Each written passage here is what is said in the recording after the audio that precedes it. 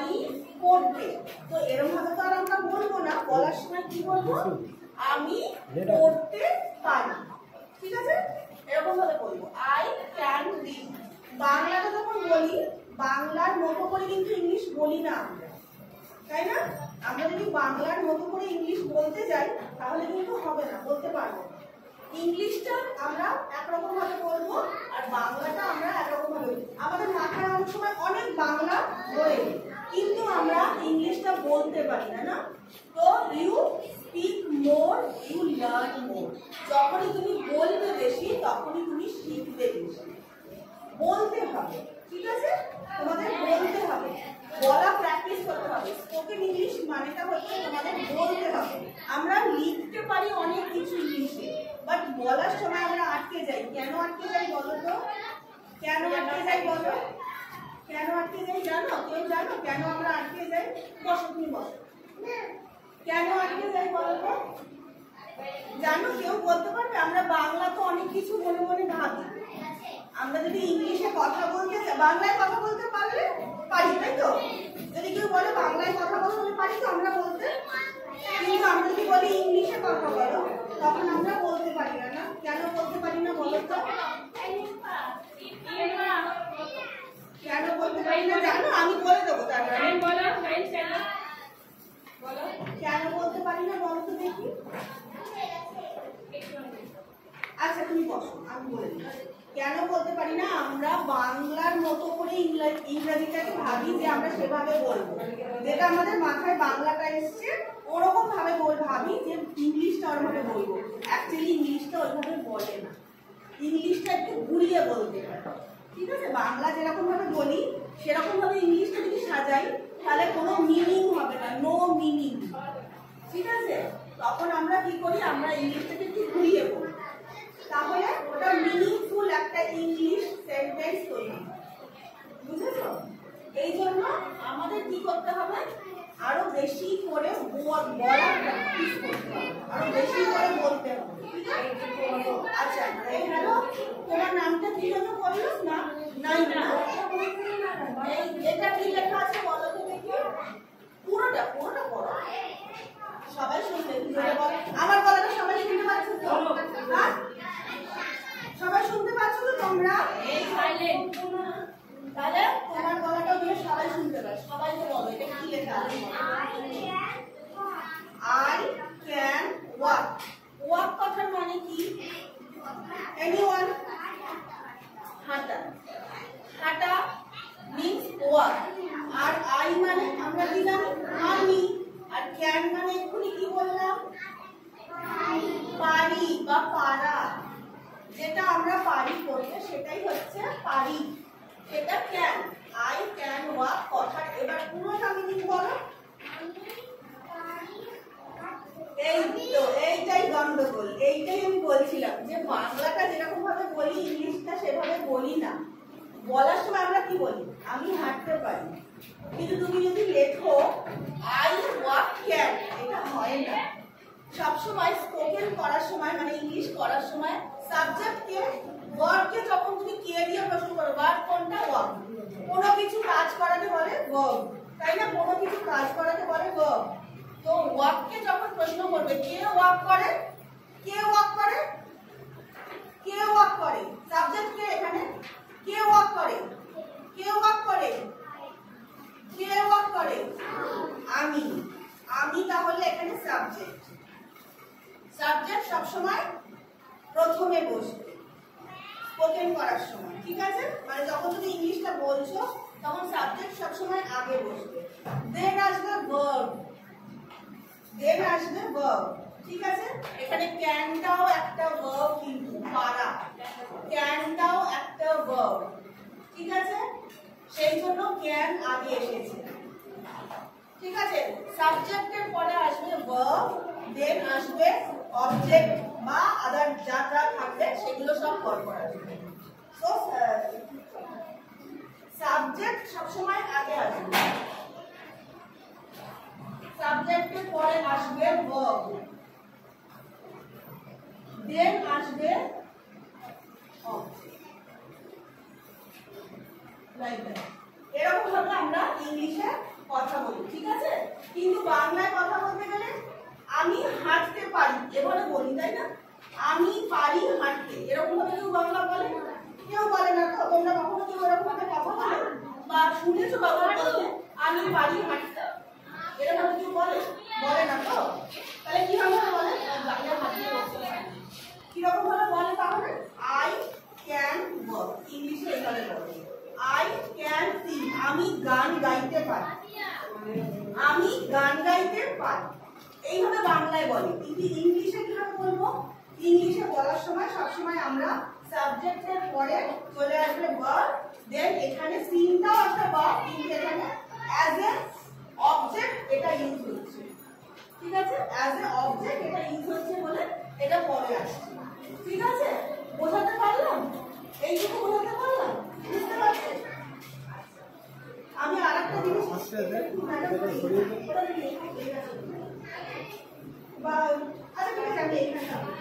আমি আরেকটা জিনিস লিখছি, দেখো তো তোমরা একটা বলতে পারো কিনা। আমি বাংলা লিখবো, হ্যাঁ?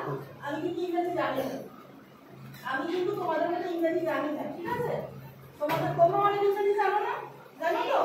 আমি কিন্তু একদম ইংরেজি জানি না, আমি বাংলায় লিখবো, হ্যাঁ? তোমরা ইংলিশ বলবে, ঠিক আছে?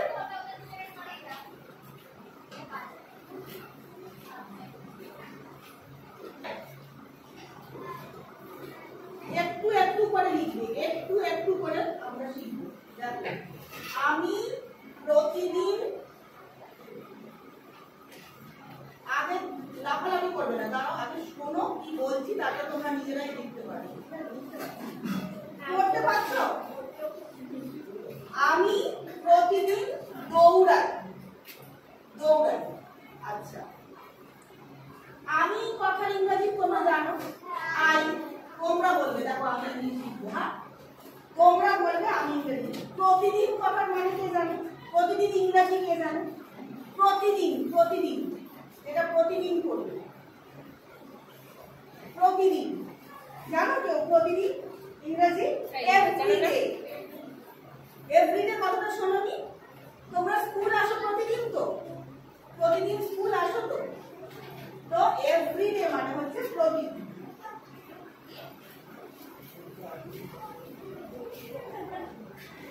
এভরিডে। দৌড়াই কথা, দৌড়ানো ইংরেজি রান। এটা তো তোমরা অনেক জানো ইংরেজি, আমি জানি না। কিন্তু এইভাবে হয় না, এইভাবে ইংরেজিতে লেখা হয় না। This is not correct. কেন নট কারেক্ট? এখানে সাবজেক্ট এভরিডে তো ভার্ব নয়। এভরিডে কি ভার্ব? এভরিডে কিন্তু ভার্ব নয়। ভার্ব কোনটা এখানে? ভার্ব কোনটা? রান। রান হচ্ছে ভার্ব, দৌড়ানো। দৌড়ানোটা একটা কাজ করা তো। ভার্ব কাকে বলে? ভার্ব হচ্ছে কোনো কিছু কাজ করাকেই বলা হয় ভার্ব, তাই তো? জানো তো এটা ভার্ব কোনটা? কোনো কিছু কাজ করাকেই বলা হয় ভার্ব। তো এখানে যেমন ধরো হাসা, কাঁদা, লাফানো, দৌড়ানো, কোনো কিছু কাজ করা, যে কোনো কিছু, গান করা, নাচা, সবকিছু সবকিছু ভার্বের মধ্যেই পড়ে। তো এখানে কাজটা কি করছি? রান।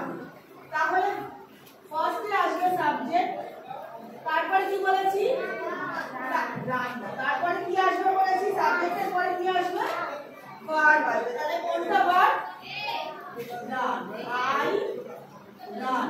তারপরে এবার এভরিডে চলে যাবে,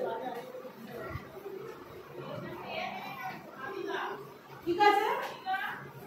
বলো, বোঝা গেল কিভাবে ইংলিশে সেন্টেন্স কনস্ট্রাক্ট করতে হয়? ইংলিশে কখনো বাংলার মতো করে ভাববে। বাংলাটা আমরা বলি বাংলার মতো করে, সেটা আলাদা কথা।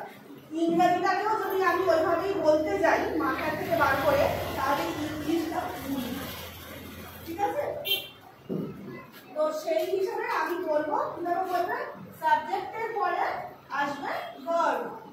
সাবজেক্টের পরে আসবে কি আসবে? সাবজেক্টের পরে ওরা সব চুপ হয়ে যাচ্ছে, দেখো। সাবজেক্টের পরে কি আসবে? ভার্ব। তারপরে অবজেক্ট বা যা কিছু থাকবে সেগুলো বলবে। আচ্ছা, এবার এটা মুছে দিই। আমি আরেকটা সেন্টেন্স লিখছি, না? তোমরা বলবে ইংরেজি, আমি কিন্তু ইংরেজি জানি জানি না, তোমাদের থেকে শিখবো। হ্যাঁ ঠিক আছে, তোমরা কিন্তু অনেক ইংরেজি জানো, জানো তো? আচ্ছা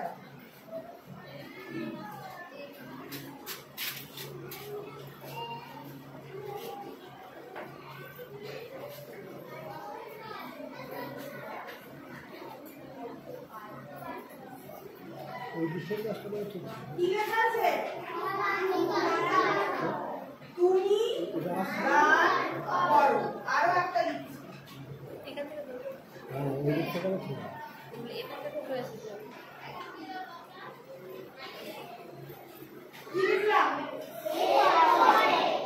সে পড়ে। এবার এইগুলো ইংলিশ করবো। আচ্ছা আমি না জায়গা পাচ্ছি না, এটা মুছে দিন।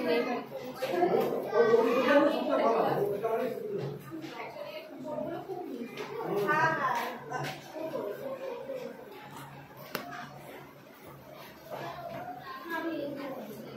কিন্তু ওরা দেখতে পাবো না, সেটাই তো, মানে ওরা তো ওরা না দেখতে পাবে। আচ্ছা ওখানে কি লিখলাম? ওই বোর্ডটা মাঝখানে টাঙিয়ে দিবে স্যার।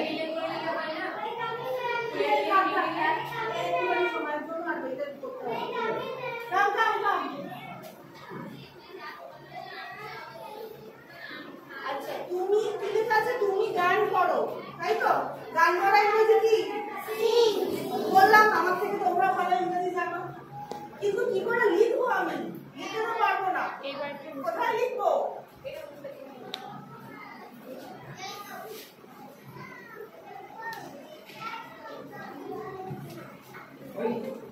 তুমি ইংরাজি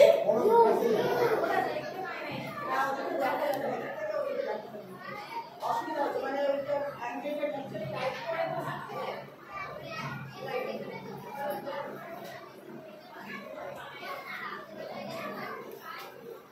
হ্যালো হানি হানি, আমি তো ইংরেজি জানি, আমি তো আজ জানি কি একটা ভুল লিখলাম, ঠিক লিখেছি তো? তাই তোমার কি হচ্ছে বলো তো? কি হবে? তুমি গান করো, কি হবে এটা বলো? তুমি ইংরাজি কি বাবু? তুমি ইংরাজি ইউ, আর গান করা ইংরাজি কি? আর কি ভুল লিখেছি আমি? ওটা আগে হবে কেন? সাবজেক্টটা এটা। কে গান করে? কে গান করে? গান করে কে? কে দিয়ে প্রশ্ন করো, গড়তে কে দিয়ে প্রশ্ন করলে কি বেরোবে? কে গান করে বলো? কে গান করে বলো? তুমি। তাহলে তুমি এখানে সাবজেক্ট। দেখো আগে আমি সাবজেক্ট লিখেছি, সাবজেক্টই আগে লিখতে হবে, আমি তো আগে সাবজেক্টই লিখেছি, ঠিক আছে? আর গান করা ইংরাজি সেই, তাহলে ভুল লিখলাম, ঠিক আছে? আবার তারপরে আমি পড়িয়েছি, আমি ক্যানটা আগে করেছিলাম, বুঝতে পেরেছি।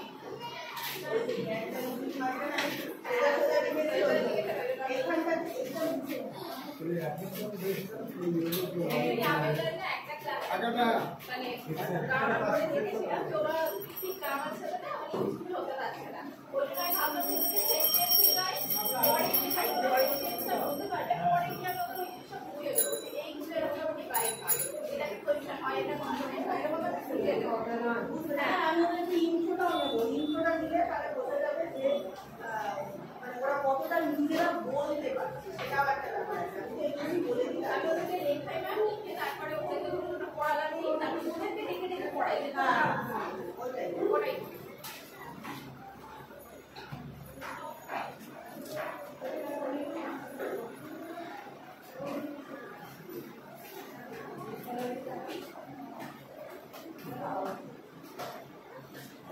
কি লিখলাম? তাহারা পড়ে। পড়া ইংরাজি কি বলতো?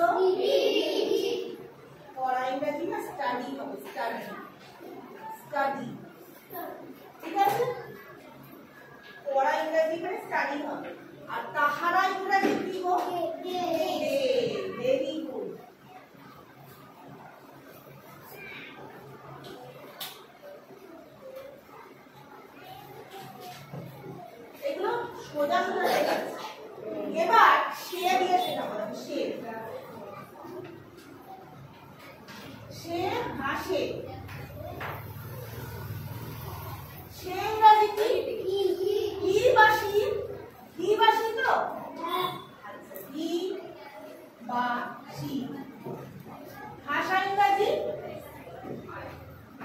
হাসা ইংরাজি লাভ। কে বললো? কে বললো? ভেরি গুড, লাভ।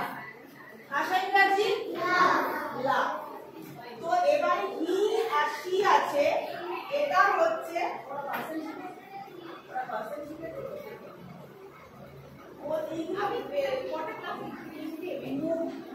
মুশকিল।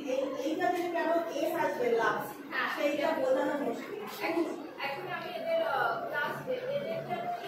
ওরা তো বহু বচন টচন গুলো শেখে, মানে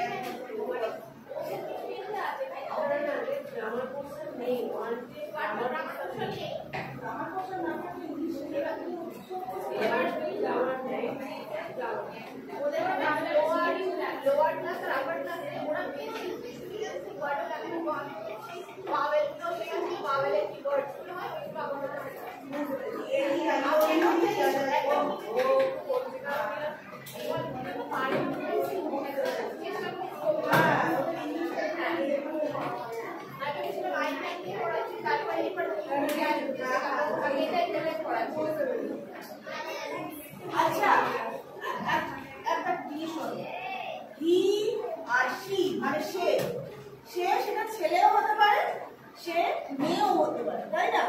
ধরো রমা, রমা একটা মেয়ের নাম।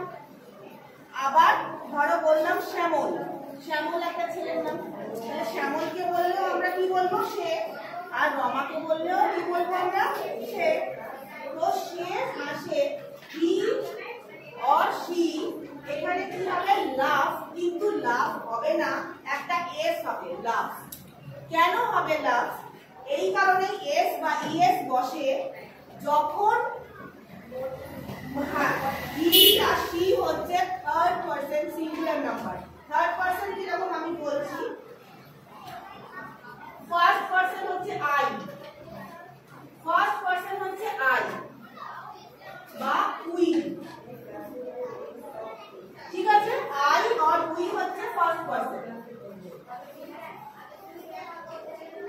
ইউ, ইউ হচ্ছে সেকেন্ড পারসন, ঠিক আছে? কি বললাম? ইউ হচ্ছে সেকেন্ড পারসন। আর থার্ড পারসন হচ্ছে হি আর শি, এটা হচ্ছে থার্ড পারসন। এবার নাম্বারগুলো বলি। আই আর উইটা হচ্ছে এটা প্লুরাল নাম্বার, আই হচ্ছে সিঙ্গুলার নাম্বার, এটা প্লুরাল নাম্বার। একজন থাকলে আমি, আর সবাই থাকলে আমরা কি বলি? আমি বলি। আমরা পুরো ক্লাসটাকে কি বলবো? উই না, বাংলায় কি বলবো? আমরা। আমরা মানেই হচ্ছে উই। আমরা মানে এখানে অনেকে আছে, ঠিক আছে? আমরা মানে এখানে অনেকে আছে। আর আই কথার মানে হচ্ছে আমি। যখন তুমি নিজের কথা বলছো সেটা হচ্ছে সিঙ্গুলার নাম্বার, আর এইটা হচ্ছে আমরা মানে সবাই মিলে হচ্ছে, সেটা হচ্ছে আমরা, সেটা উই, ওটা বহুবচন, ঠিক আছে? প্লুরাল নাম্বার এখানে ইউ আর ইয়েতেও প্লুরাল নাম্বারেও ইউ, সিঙ্গুলার নাম্বারে ইউ তুমি, আর এখানেও তোমরা, মানে এখানে ইংলিশে ইউই হয়, ঠিক আছে? আর থার্ড পারসনের সিঙ্গুলার নাম্বারে একজন হলে হি আর শি, আর যখন প্লুরাল হবে, প্লুরাল নাম্বার হলে দে হয়, দে, তাহারা। সে আর অনেকজন হলে কি হবে? তাহারা, ঠিক আছে? কি বলবো? সে বা তারা বলি না আমরা? তারা অনেকে মিলে একসঙ্গে পড়ছিল, মানে তারা মানে অনেকে আছে, অনেকে, অনেকজন আছে।